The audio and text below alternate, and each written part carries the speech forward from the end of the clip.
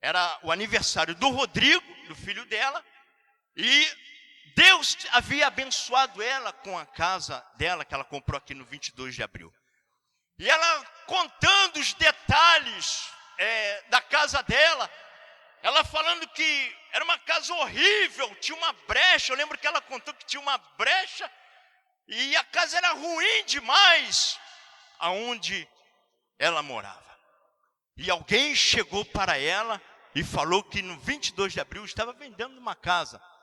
E ela foi lá, naquela pessoa, na dona da casa, e Deus abençoou a vida da Ana. Aí eu analiso a mão de Deus em todos os aspectos, ainda que nós queremos que as coisas aconteçam de imediato, mas às vezes não acontece, muitas das vezes não acontece no momento que nós queremos. Aí eu chego a pensar na vida de Jó. A Bíblia diz, Deus ele chega a elogiar a Jó, ele dá as qualidades para Jó, ele diz, olha, viste meu servo Jó, homem temente, fiel, íntegro, anda em sinceridade comigo. Mas a Bíblia conta, queridos, ela fala que Jó era exatamente isso que Deus dá testemunho dele. Mas a Bíblia diz que Jó ele perdeu a saúde, Jó ele perdeu os seus filhos, Jó perdeu todos os seus bens materiais, mas o coração do servo de Deus estava em Deus, estava acreditando que tudo estava no controle de Deus, que nada fugia do controle de Deus. Então a Bíblia diz que Jó ele passou todo aquele procedimento, mas a fé dele estava firmada no Senhor Deus.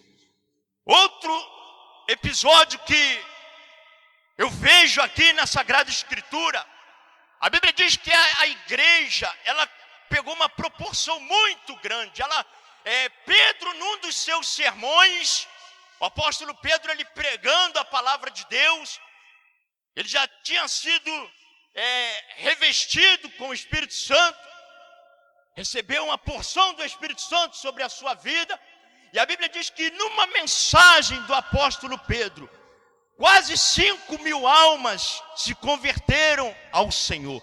A igreja ela foi pegando uma proporção tremenda, ela foi crescendo, as pessoas acreditavam no Evangelho, acreditavam, a visão espiritual deles foram abertas, e eles estavam recebendo a Jesus como Salvador. Pedro estava indicando o caminho da salvação para eles, mas a Bíblia diz que por conta disso, pela proporção que a igreja estava crescendo, Herodes furiosamente, no capítulo 12 de Atos dos Apóstolos, nós vamos ler isso. A Bíblia diz que Herodes, ele ficou enfurecido, ele manda matar a Tiago. E ele viu que aquilo agradou algumas pessoas. Aí o que ele faz? Ele manda lançar mão de Pedro, o instrumento de Deus que estava anunciando a palavra de Deus. E a Bíblia diz que lançaram Pedro lá no cárcere, amarraram Pedro. Lá estava o servo de Deus, preso porque estava anunciando a palavra, estava falando da justiça e da santidade do Senhor. Mas a Bíblia diz que a igreja sabia que tudo estava no controle de Deus. A Bíblia diz que eles estavam orando enquanto Pedro estava preso. A igreja fazia orações intercessórias pelo servo de Deus. Sabe o que aconteceu? Sabe o que a Bíblia ela trata desse assunto? Ela diz que o Senhor enviou o anjo lá onde estava Pedro e libertou o apóstolo Pedro da prisão. Ainda a igreja estava orando, e a Bíblia diz que Pedro ele foi liberto das cadeias, e ele foi até onde o povo estava orando, e lá receberam a notícia. Quando eles bateram, Pedro bateu lá na porta, e ele falou: sou eu, Pedro. E a igreja ainda estava orando, E alguém disse, não é possível que seja ele, estava preso. E Pedro bateu insistentemente. E a menina foi lá e falou, é Pedro que está aí. Mas isso aconteceu, a Bíblia diz que isso aconteceu. Pedro foi liberto daquela prisão, por uma razão, porque nada foge do controle de Deus. Outra coisa, queridos, que eu fiquei assim, eu acho esse episódio um absurdo, assim, humanamente falando. A Bíblia diz que Paulo e Silas, eles estavam indo, sabe para onde? Para a oração. Aqueles homens que tinham um compromisso com a palavra, um compromisso com o Senhor. E a Bíblia diz que eles estavam indo à oração. E no momento que eles estavam indo para o templo, eles deparam com uma mulher que havia na vida daquela mulher, atuava na vida daquela mulher, um espírito de adivinha. E ela, por algumas vezes, ela dirigiu palavra para Paulo e Silas. E a Bíblia diz que Paulo, ele virou para aquela jovem e ele repreendeu, expulsou aquele espírito que agia na vida daquela jovem. Interessante, amados, esse texto é porque nessa passagem a Bíblia diz que eles foram presos. Paulo e Silas também foram presos porque aquele espírito, ele dava lucro, agia na vida daquela mulher e produzia lucro para os seus senhores. E a Bíblia diz que eles foram lançados no interior do cárcere. Mas olha só que coisa linda, você está passando por um momento na sua vida e você de repente não está entendendo por que você está passando isso. O importante nós entendermos, querido, que nada foge do controle de Deus. Eu falei a respeito do emprego, algumas vezes eu descia ao morro, subia e não encontrava, mas estava no controle de Deus a minha vida. A vida de Ana estava no controle de Deus. A Bíblia diz que Paulo, quando eles estavam lá dentro do cárcere, eles começaram a adorar ao Senhor, quase meia-noite. Eles cantavam louvores ao nosso Deus. E na medida que eles adoravam ao Rei dos Reis, ao Senhor dos Senhores, ao Todo-Poderoso, a Bíblia diz que as cadeias se abriram, as portas se abriram, e os servos de Deus, eles foram libertos daquelas cadeias, daquela prisão. E o carcereiro, por sua vez, ele tentou se matar. Havia um propósito de Deus, mediante aquela situação que eles estavam vivendo. Mediante aquela, por eles serem lançados dentro daquele cárcere, havia um propósito de Deus na vida deles. Voltamos ao texto sagrado. Nós vemos que a Bíblia diz, o texto que nós acabamos de ler, nós observamos que o rei Nabucodonosor, ele fez uma estátua, uma imagem enorme, e ele ficou bem orgulhoso por aquela estátua que ele construiu. E a Bíblia diz que ele mandou chamar as autoridades para que viessem prestar culto, adoração àquela imagem que ele havia feito.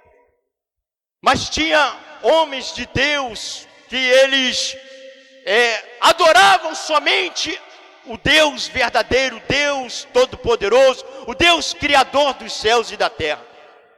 E por conta disso, alguém chegou ao rei Nabucodonosor e mencionou a respeito de Ananias, Azarias e Misael, que eles não tinham se prostrado diante da imagem que o rei havia feito. A Bíblia diz, amados, que o rei, ele se enfureceu com a notícia que ele havia recebido.